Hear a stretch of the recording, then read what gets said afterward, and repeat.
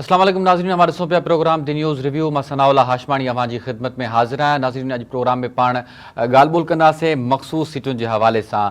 PTI मख़सूस सीटुनि खां महरूम थी वई आहे। सुप्रीम कोर्ट जे 6 जे मुक़ाबले में 7 जजनि अक्सरियत सां पाकिस्तान तहरीके इंसाफ़ खे मख़सूस सीटूं ॾियण वारो जेको फ़ैसिलो हो उहो कालअदम करार ॾेई छॾियो आहे ऐं पेशावर हाई कोर्ट जो जेको फ़ैसिलो हो उहो बरक़रार रखियो वियो आहे। सुप्रीम कोर्ट में मख़सूस सीटुनि बाबति नज़रसानी केस जी ॿुधणी दौरान अटॉर्नी जनरल पंहिंजा दलील ॾिना, जंहिंखां पोइ इहा ॿुधणी मुकमल थी ऐं सुप्रीम कोर्ट जे आइनी बेंच जे सरबराह जस्टिस अमीनुद्दीन ख़ान मुख़्तसिर फ़ैसिलो ॿुधाईंदे नज़रसानी जूं दरख़्वास्तूं मंज़ूर कयूं आहिनि ऐं पेशावर हाई कोर्ट जो जेको फ़ैसिलो हो उहो बरक़रार रखियो आहे, जंहिंखां पोइ पाकिस्तान तहरीक इंसाफ़ मख़सूस सीटुनि खां महरूम थी वई आहे ऐं फ़ैसिले जे नतीजे में जेके मख़सूस सीटूं आहिनि उहे मुस्लिम लीग नून खे मिलंदियूं, पाकिस्तान पीपल्स पार्टी खे मिलंदियूं, JUI फ़े खे मिलंदियूं ऐं ॿिए जेके हुकूमत जूं इतिहादी जमातूं आहिनि उन्हनि खे बि इहे सीटूं मिलंदियूं, जंहिंमें अक़लियती सीटूं बि आहिनि ऐं ॿियूं औरतुनि जूं मख़सूस सीटूं शामिल आहिनि।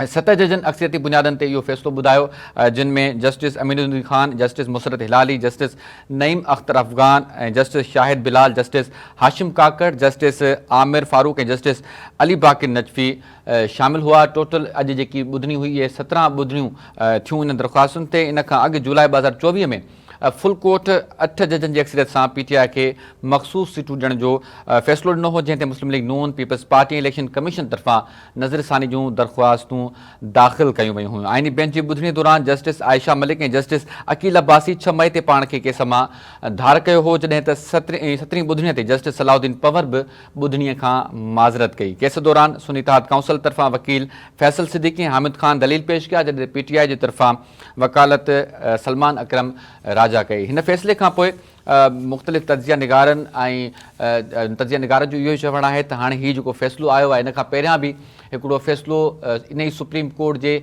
13 रुकनी बेंच ॾिनो, जंहिंमें 8 जी अक्सरियत सां इहो फ़ैसिलो ॾिनो वियो हो, जंहिंजो जेको PTI जे हक़ में आयो ऐं अॼु जेको फ़ैसिलो आयो आहे उहो जेके हुकूमत ऐं पाकिस्तान पीपल्स पार्टी, नून लीग ऐं इलेक्शन कमीशन जेके नज़रसानी दरख़्वास्तूं दाख़िल कयूं उन ते इहो फ़ैसिलो आयो आहे ऐं इहो फ़ैसिलो बज़ाहिर हुकूमत खे लाभ ॾिए थो, हुकूमत खे फ़ाइदो ॾिए थो। पाकिस्तान तहरीक इंसाफ़ खे इहो बल हुयो इन्हनि सीटुनि ते, जेकॾहिं इहे सीटूं उन्हनि खे मिलंदियूं त हुन पार्लियामेंट में हुनजी अक्सरियत थी वेंदी ऐं हू अॻिते हली करे ऐं हुकूमत जे लाइ के ॾुखियायूं पैदा कंदा। इन खां जेको अॼु जो फ़ैसिलो आयो आहे इन जा सियासी असर कहिड़ा थी सघनि था ऐं छा इहो फ़ैसिलो मुतनाज़ा थींदो या इन फ़ैसिले ते अमल थींदो, छो त इन खां अॻु जेको जुलाई 2024 में फ़ैसिलो आयो उन ते अमल दरामद न थी सघियो। इन ते पाण ॻाल्हि ॿोल कंदासीं। असां सां हिन वक़्तु टेलीफोन लाइन ते मौजूदु आहिनि पाण पाकिस्तान पीपल्स पार्टी जा सीनियर अॻवान आहिनि कमर ज़मान कायरा साहब असांखे टेलीफोन लाइन ते जॉइन किया है। कायरा साहब अस्सलाम वालेकुम। जी वालेकुम अस्सलाम। कायरा साहब बहुत शुक्रिया, आपने प्रोग्राम के लिए वक्त दिया है। कायरा साहब, आज सुप्रीम कोर्ट की 13 रुकनी बेंच ने आज फैसला दिया है और 6-7 के तनासब से ये फैसला आया है और PTI मखसूस नशिस्तों से महरूम हो गई है। अब ये जो नशिस्तें हैं नून लीग को मिलेंगी, पीपल्स पार्टी को मिलेंगी और दीगर इत्तेहादी जमातों को मिलेंगी। किस तरह से देख रहे हैं आज के इस फैसले को? क्या समझते हैं कि ये फैसला जो है वो जमहूरियत की फतेह है? देखिए, फतह शिकस्त तो अपनी जगह ये एक अदालती जंग थी और उसमें जो पेशावर हाई कोर्ट का फैसला था वो भी हुकूमती फैसला नहीं था, वो पेशावर हाई कोर्ट का फैसला था जिसकी बुनियाद पे जो सुप्रीम जो चीफ इलेक्शन कमिश्नर ने या इलेक्शन कमीशन ने जो फैसला किया था उसको अपोज किया था उन्होंने, उसके खिलाफ सुप्रीम कोर्ट का फैसला आया था, उसको आज आइनी बेंच ने सेटिस्फाइड किया है। और ये भी टेक्निकली ये फैसला 10-2 की रेशो से आया है, क्योंकि 7 जज साहिबान ने तो मुकम्मल फैसले के साथ इत्तेफाक किया है। 3 जज साहिबान ने जो रिव्यू पिटिशन थी उसको तो एक्सेप्ट किया पार्शली, कुछ ने पार्शली किया, कुछ ने जरा ज्यादा किया, लेकिन 10 जज साहिबान ने रिव्यू पिटिशन को एक्सेप्ट करते हुए पेशावर हाई कोर्ट का फैसला बहाल कर दिया। अब इसमें किसी की फतह शिकस्त क्या होगी, लेकिन इसके लिए जो तरीकाकार था, जो कंफ्यूजन था बुनियादी तौर पे लोगों के अंदर या इस कंफ्यूजन को जो फैलाया गया तो वो 2 है। एक ये था कि जी देखें, ये तो मुमकिन नहीं है कि किसी जमात की जो सीटें हैं वो जनरल तो उसकी सीटें थोड़ी हो, यानी किसी जमात की फर्क 10 सीटें हैं और उसको 12-13 सीटें मिल रही हैं स्पेशल सीटों में। ये बात जब हम आम तौर पर सुनते हैं तो बड़ी हैरानगी की लगती है। हाँ, ये बात लॉजिकल लगती है कि यार ये तो कोई अनहोनी सी बात है। एक जमात जनरल सीटों में तो सीटें जीत रही है 10। जी हाँ। सीटों में उसको अपनी सीटों से ज्यादा मिल रही। तो ये स्पेशल सीटों की जो है या इसको तकसीम करने का जो तरीकाकार है वो क्या है, इसके लिए एक बात हमें समझनी होगी कि यह सीटें सियासी जमातों को दी जाती है। ये सीटें किसी एक इंडिविजुअल फर्द या 10 या 100 इवन 100 मेंबर भी अगर आजाद है किसी जमात के साथ नहीं है तो उनको कोई सीट नहीं मिलेगी। इन्हीं सीटों के लिए जो कानून कहता है, रूल्स कहते हैं कि आजाद जीतने वाले मेंबरान को 3 दिन दिए जाते हैं कि वो 3 दिन के अंदर कोई जमात ज्वाइन कर ले। अगर किसी जमात को ज्वाइन कर लेते हैं, पार्लिमानी पार्टी का हिस्सा बन जाते हैं, तो उनका वोट उस जमात के साथ काउंट हो जाएगा। सही। और अगर वो नहीं करते तो वो इंडिपेंडेंट मेंबर होंगे, और इंडिपेंडेंट मेंबर मैंने अर्ज किया भले आधी असेंबली हो, वो इन स्पेशल सीटों की एलोकेशन में नहीं आएगी। अब रह गई वो जमातें जो असेंबली के इलेक्शन में हिस्सा लिया और असेंबली में सीटें जीत के आई। अब जो भी जमात आएगी उनकी जितनी भी सीटें हैं उनका प्रोपोर्शनल निकाला जाएगा, कुल असेंबली की सीट नहीं। जो जितनी फर्ज करें एक असेंबली में 100 सीटें हैं, 100 में से 40 मेंबरान आजाद थे और आजाद ही रहे। अब जो 60 सीटें हैं जो मुख्तलिफ जमातों ने जीती हैं, उन 60 सीटों के अंदर उनका प्रोपोर्शनेट देखा जाएगा, वो कुल हाउस गिना जाएगा, उसको 100% गिन के उस पर से प्रोपोर्शनेट निकाला जाएगा। यानी उन 60 सीटों में फर्ज करें कि 4 जमातों ने हिस्सा लिया और 4 जमातों को बराबर सीटें मिल गई, 15-15 सीटें। तो अब 60 सीटों में से उनको जो उनका जनरल असेंबली के अंदर हिस्सा जो बनता है 15 सीटों के साथ, वो तो 15% बनता है। लेकिन अगर 60 सीटों को क्वालिफाइंग सीटें गिनना है और 40 सीटें इस प्रोसेस ऑफ इलेक्शन यानी स्पेशल सीटों से वो आउट हो जाएंगी, तो 60 सीटों में उन जमातों का शेयर बनेगा 25-25। सही। तो 25% के हिसाब से उनको स्पेशल सीटें एलोकेट होंगी। ये इस फार्मूले को समझने की जरूरत है। इसके अदम मौजूदगी में या इसको एलेबोरेट नहीं किया गया तो उसके ऊपर लोगों के जहनों में एक शकूक आते हैं कि यार जी क्या बात है, जो है वो थोड़ी है स्पेशल सीटें ज्यादा। अच्छा खैर सब एक प्रेसिडेंट है कि जो फैसला सुनाती है बेंच, नज़रसानी की अपीलें भी उसी जो है वो बेंच को सुननी होती हैं, लेकिन ये जो बेंच था वो मुख्तलिफ था। इससे पहले जो जुलाई 2024 में फैसला आया उस पर अमल दरामद नहीं हो सका, तो क्या ये जो आज फैसला आया है इस पे अमल दरामद होगा या फिर ये भी फैसला मुतनाज़ा हो जाएगा? देखिए, जो सब्सिक्वेंट फैसला है, फैसला तो वही सस्पेंड करेगा ना। पहले फैसले को तो सेटिस्फाइड करते हुए ये फैसला दिया गया है, तो फैसला तो वही होगा जो आखिर में आएगा, यही फैसला सस्पेंड करेगा, इसी ने मैदान में रहना है। बहुत शुक्रिया कमर ज़मान कायरा साहब। नाज़रीन, कमर ज़मान साहब कायरा साहब जी ॻाल्हि ॿोल ॿुधी, उन्हनि जो इहो चवणो हो त जेको जुलाई 2024 वारो फ़ैसिलो आहे उहो बि अदालती फ़ैसिलो हो ऐं उन्हनि पेशावर हाई कोर्ट के जेको हाणे फ़ैसिले खे बरक़रार रखियो आहे। सुप्रीम कोर्ट जे 13 रुकनी बेंच जेको हीउ फ़ैसिलो ॿुधायो आहे उहो बि अदालती फ़ैसिलो आहे। नाज़रीन, प्रोग्राम में वठूं था मुख़्तसिर ब्रेक, ऐं ब्रेक खां पोइ पाण ॻाल्हि ॿोल जो सिलसिलो जारी रखंदासीं।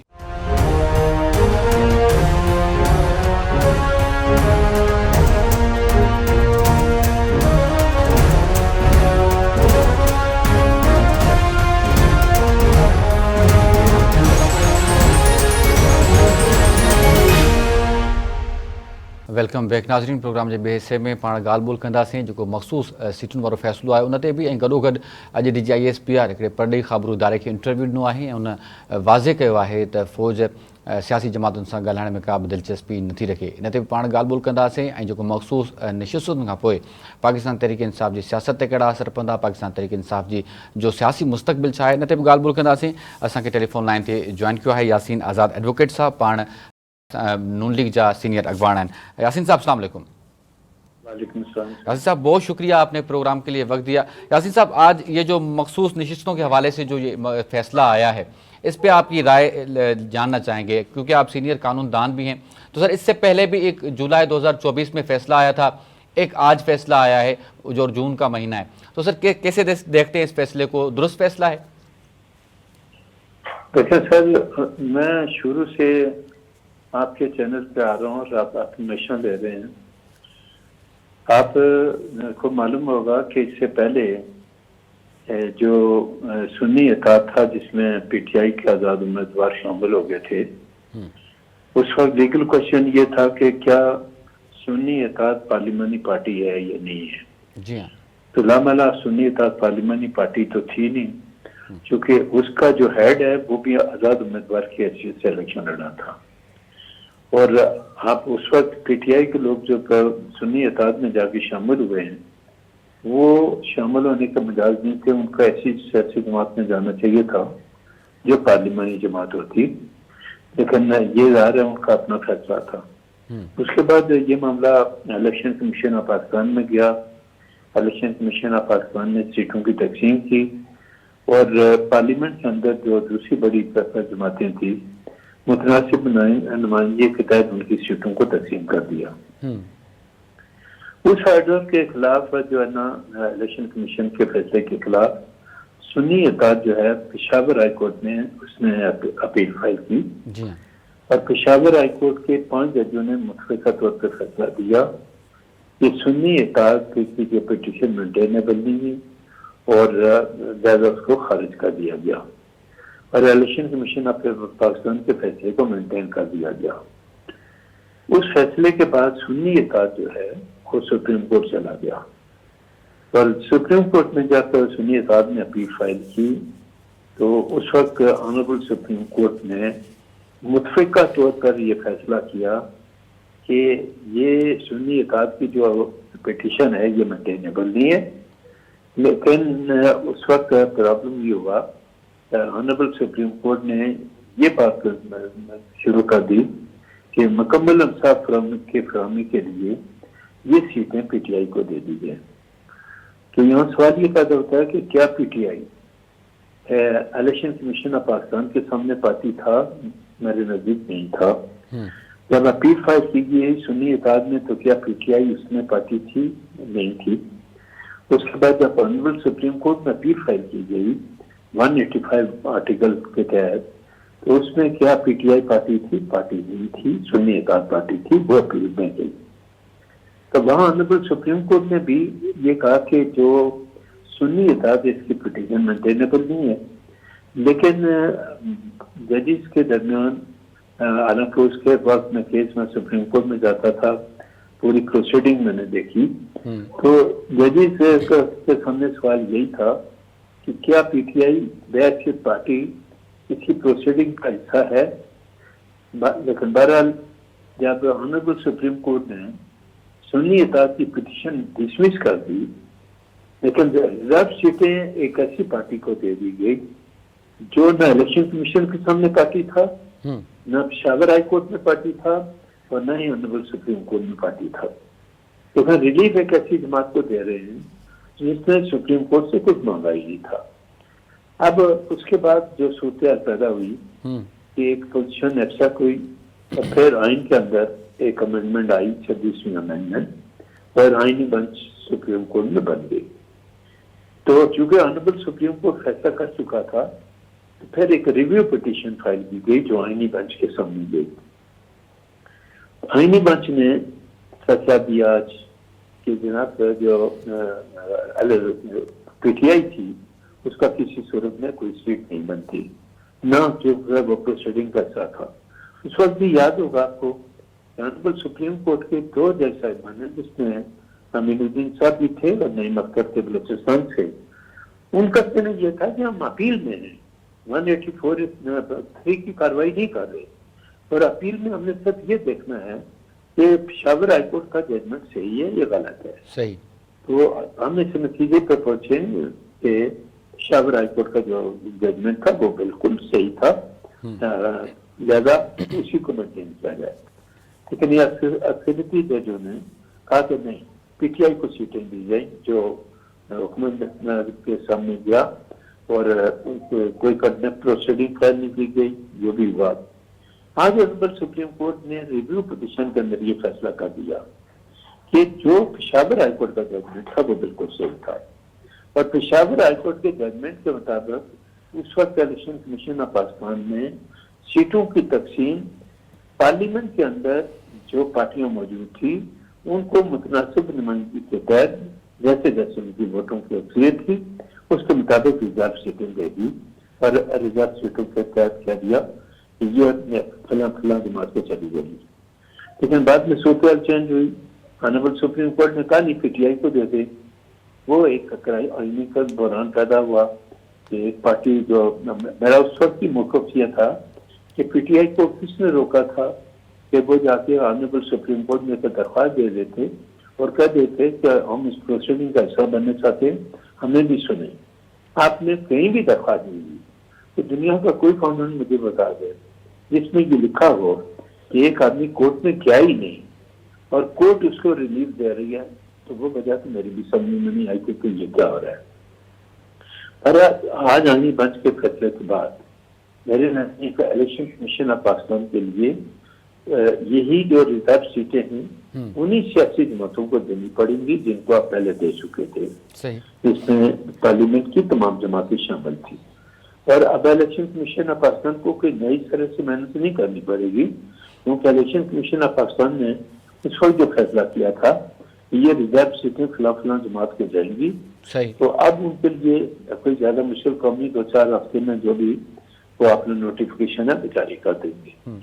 अभी मैं थोड़ी देर पहले सुन रहा था कि मेरे पीटीआई के दोस्त ये कर रहे थे कि कल ऑनरेबल सुप्रीम कोर्ट इस फैसले को सेटिस्फाइड कर सकता है। मेरी समझ में नहीं आता कि रिव्यू पिटीशन के अंदर जब कोई फैसला हो जाए दोबारा मामला सुप्रीम कोर्ट में नहीं जाता। एक जमाने में जब डॉक्टर फारूक नसीम साहब लॉ मिनिस्टर थे तो उन्होंने एक कोशिश की थी कि रिव्यू पिटीशन के बाद भी एक पिटीशन दाखिल की। ऑनरेबल सुप्रीम कोर्ट ने कहा था कि रिव्यू पिटीशन के बाद कोई पिटीशन मेंटेनेबल नहीं। तो मैं समझता हूँ कि जब 26वीं अमेंडमेंट आई, आपको पता है कि मौलाना फजलुर रहमान साहब को राजी करने के लिए हुकूमत ने कितनी बागदौड़ की थी, क्योंकि वोटों की अक्सरियत नहीं थी। और उस वक्त भी जब ये चीज आई तो आपको पता मौलाना फजलुर रहमान साहब पीटीआई के दरमियान एक अंडरस्टैंडिंग चली और 26वीं अमेंडमेंट को पास करने के लिए मौलाना फजलुर रहमान और पीटीआई के लोग बैठे, उन्होंने फैसला किया और तमाम पॉइंट्स में मुतफिक होने के बाद जब पीटीआई के दोस्त वापस इमरान खान साहब के पास गए तो उन्होंने कहा कि मैं आपसे एग्री नहीं करता, क्योंकि फाइनल ऑर्डर इमरान खान साहब का चलता है।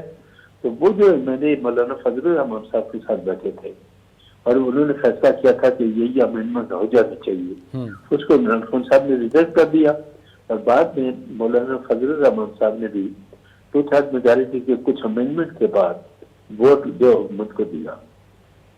अब सूरत यह है कि ये रिजर्व सीटें जब पार्लियामेंट के अंदर मौजूदा पार्टियों को जाएगी तो पाकिस्तान मुस्लिम लीग नून के पास और उनकी इत्तेहादी जमातों के पास 2/3 मेजॉरिटी पार्लियामेंट के अंदर उनको हासिल हो जाएगी।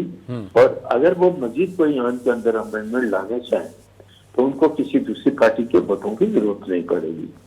तो आप सूरत बिल्कुल चेंज हो गई, आईनी बेंच का फैसला आ गया और रिव्यू पिटीशन के अंदर आया, फर्दर कोई प्रोसीडिंग ऑनरेबल सुप्रीम कोर्ट में अब नहीं होगी। तो ये मामला चैप्टर हमेशा के लिए क्लोज हो गया और ये सीटें उन्हीं जमातों को जाएंगी जिनको पहले पेशावर हाईकोर्ट के फैसले के मुताबिक उनको मिली। और आज ऑनरेबल सुप्रीम कोर्ट ने यही फैसला किया कि हम पेशावर हाईकोर्ट के जजमेंट को मेंटेन करते हैं। तो पेशावर हाईकोर्ट के 5 जजेस के जजमेंट को मेंटेन किया गया। तो रिजर्व सीटों का जो अल्टीमेट रिजल्ट वो है वही होगा जो इससे पहले जो पार्लियामेंट के अंदर 5 जमातें थी जो उनको मिली उन्हीं को जाएगी। सही। अच्छा यासीन साहब, इस फैसले के बाद आप पाकिस्तान तहरीक इंसाफ का सियासी मुस्तकबिल क्या देख रहे हैं? क्योंकि उनका ख्याल ये था अगर ये फैसला उनके हक में आ जाता है तो फिर वो हुकूमत पे जो है वो जोर डालने, प्रेशर डालने की पोजीशन में आ जाएंगे। तो इस फैसले के बाद उनका सियासी मुस्तकबिल क्या देख रहे हैं आप as a political party? Sir, political party के पार्लियामेंट के अंदर जो उनके इस वक्त लोग मौजूद हैं इसमें से हसन उमर अयूब साहब हैं और या बहुत दूसरे 2 लोग हैं जिन्होंने अभी किसी जमात को ज्वाइन नहीं किया। तो जाहिर है कि वो एक किस्म के इंडिपेंडेंट, लेकिन वो रिप्रेजेंट करते हैं तहरीक इंसाफ को। तो वही लोग जो हैं पार्लियामेंट के अंदर वो अपना as a leader of opposition अपना रोल प्ले कर सकते हैं। इसके अलावा पीटीआई के लिए पार्लियामेंट के अंदर अब किसी किस्म की कोई गुंजाइश नहीं रही है और जो लोग ऑलरेडी पार्लियामेंट के अंदर मौजूद हैं बगैर रिजर्व सीटों के 80 हैं या 82 हैं वही अपोजिशन में रहेंगे। और मैं समझता हूँ कि उनको अपोजिशन पे 80-85 आदमी बड़ी तादाद है।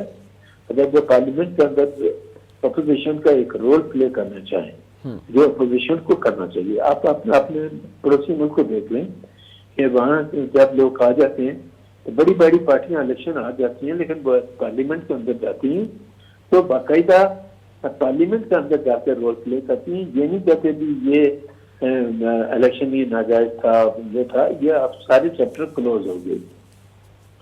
फॉर्म 47-45 का चैप्टर जंग के बाद जो थोड़ा अगला हम लोग बात करते थे वो भी एक किस्म का क्लोज हो गया। फौज पाकिस्तान के साथ जो पीटीआई थोड़ी सा प्रोपेगेंडा करती थी, अब वो जंग के बाद उनकी पोजीशन बिल्कुल चेंज हो गई। पब्लिक अपनी फौज को किसी और नुक्ता नजर के तहत देखती है। तो मैं ये समझता हूँ कि पीटीआई के पास अब कोई ऑप्शन नहीं बचा सिवाय इसके कि जो लोग उनके पार्लियामेंट के अंदर मौजूद हैं उनमें जो लीडर ऑफ अपोजिशन है वो चाहे पूरा रोल प्ले करे। कोई आइन साजी होती है तो बाइकाट मत करें, आइन के अंदर पार्टिसिपेट करें। अच्छा यासीन साहब बाइकाट करना शुरू कर देते हैं, ये तरीका कार खत्म होना चाहिए।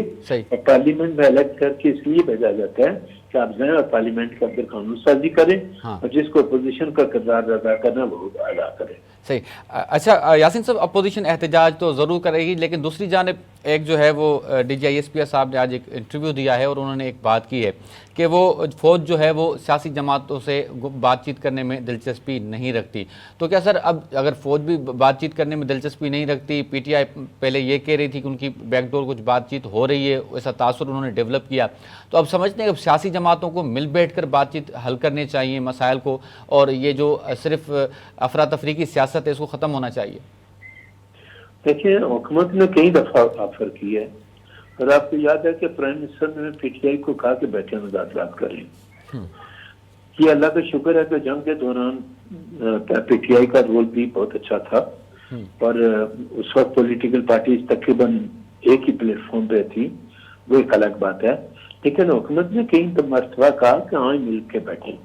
देखिए, मेरा साथी मौका बिल्कुल क्लियर है। कभी आपको पता है मैं जमात से भी हट के बात करता हूँ। जी हाँ, बिल्कुल। कभी कभार इन लोगों को ये सोचना चाहिए कि क्या पार्लियामेंट में पाकिस्तान के 25 करोड़ आवाम जिन लोगों को इलेक्ट करके भेजते हैं वो सिर्फ इसलिए उनको भेजते हैं कि पार्लियामेंट के अंदर जाएं और अपनी जमातों की जीत खाते रहें। पार्लियामेंट को इसलिए वहां भेजा जाता है कि वहां जाके कानून साजी करें। इस मुल्क की सबसे बड़ी बदकिस्मती यह है कि जब मैं पार्लियामेंट की प्रोसीडिंग को देखता हूँ तो लंबी चौड़ी तकरीरें होती हैं, एक दूसरे को गालियां देते हैं और कानून साजी की तरफ इनकी कोई तवज्जो नहीं जाती। मुझे एक वक्त याद है, तो मैं 1 मिनट आपका लेता हूँ कि नईम साहब उस वक्त तहरीक-ए-इस्तिक़लाल में होते थे। एक बाई इलेक्शन में वो आए तो एक जलसा था जिसमें एयर मार्शल असगर खान मौजूद थे। तो नईम ने कहा कि मैं अगर असेंबली का मेंबर बन गया तो मैं इस इलाके के मसाइल को हल करूंगा, पानी दूंगा, रोडें बना के दूंगा। तो बाद जो है एयर मार्शल असगर खान ने तकरीर की तो उन्होंने कहा कि ये नईम जो है जो मेरी जमात का कैंडिडेट है ये आपसे झूठे वादे कर रहा है। सही। इसका ये काम ही नहीं है ये जो कहता है। इसका काम है पार्लियामेंट के अंदर जाके कानून साजी करना। ज्यादा जो आज ही आपसे झूठे वादे करता है, मैं आपको कहता हूँ, हालांकि उनकी पार्टी का कैंडिडेट था, तो उन्होंने कहा ये आज ही झूठ बोलते हैं, ऐसे झूठे आदमी को वोटिंग मारते हैं। एयर मार्शल ने वहां उसका चैप्टर उसी वक्त क्लोज कर दिया। सवाल ये पैदा होता है, मैं तो एक बात कहता हूँ, क्या पार्लियामेंट में क्या एक दूसरे को गालियां देने के लिए होता है? पब्लिक आपको इलेक्ट करके भेजती है क्या? पार्लियामेंट में जाएं, मसलन हमारे मुल्क की कवानीन जो है, हमारा CPC देख लें, हमारा मेजर एक्ट देख लें, पुराने कानून है, कोई 1908 का है, कोई तरह है, तो क्या आप इन कवानीन में अमेंडमेंट नहीं कर सकते वक्त के हिसाब से? लेकिन आपके पास वक्त ही नहीं है दूसरे को गालियां देने के। मैं सब जमातों की बात करता हूँ, किसी एक की नहीं करता। मेरा कहना यह है कि पार्लियामेंट में जो लोग जाते हैं उनको तकरीरें करने के बजाय बैठें और इवन जो तहरीक-ए-इस्तिक़लाल के जो 80-85 आदमी हैं वो अपना एक प्रोपोजल अमेंडमेंट तो लेके जाए पार्लियामेंट के अंदर, लेकिन उनके पास वक्त ही नहीं है। उनका दूसरा प्रॉब्लम ये है कि वो जब बैठ के आपस में फैसला करते हैं, कोई चीज करते हैं, तो अभी तक ये तय नहीं हो रहा कि उनके पार्टी का लीडर कौन है। और जो चेयरमैन बैरिस्टर गौर साहब हैं वो जाते हैं तो वो कोई स्टेटमेंट देते हैं, अली जफर निकलते हैं वो कोई स्टेटमेंट देते हैं, राजा सलमान अकरम निकलते हैं वो कोई स्टेटमेंट देते हैं। सही। यूं लगता है कि पार्टी में कोई ऐसा आदमी है ही नहीं जिसकी कोई कमांड हो, सही। और हर आदमी का बयान अलग होता है। और खैर वो जब बानी पीटीआई से मिलने के लिए जाते हैं वो उनके तमाम मामला को रिजेक्ट करके बाहर फेंक देते हैं और उसके बाद खामोशी हो जाती है। तो अब जो बानी पीटीआई का मैं आज भी कहता हूँ कि नेगोशिएशन करनी चाहिए बानी पीटीआई को, लेकिन अब सिचुएशन चेंज हो गई है। बानी पीटीआई को ये सोच लेना चाहिए कि जंग के बाद की जो सूरत हाल है वो पीटीआई के हाथ में नहीं है। और वक्तन फौकन आप देखें कि कई दफा कहते हैं हम प्रोटेस्ट करने वाले हैं, हम जुलूस निकालेंगे, हम जलसे करेंगे, लेकिन उनकी पार्टी के लोगों के दरमियान इत्तेफाक नहीं होता।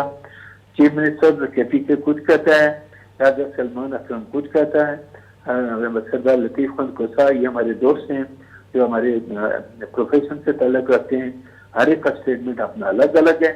और पार्टी को कमांड करने वाला बानी पीटीआई के एब्सेंस में कोई है ही नहीं।